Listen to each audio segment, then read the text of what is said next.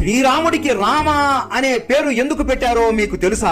రామ అనే పేరుకి అర్థం ఏంటో కూడా మీకు తెలుసా? దశరథ మహారాజుకి పుట్టిన పిల్లలలో అందరికన్నా పెద్దవాడికి రామ అనే పేరు పెట్టాలి అని వశిష్ఠ మహర్షి ముందే దశరథుడితో చెప్పి ఉంటాడు. దీనికి కారణం ఏంటి అంటే రామ అనే పదం 2 మంత్రాల్లో ఉన్న బీజ మంత్రాలని కలపగా వస్తుంది. ఓం నమో నారాయణ అని మనం విష్ణువుని పూజిస్తాం.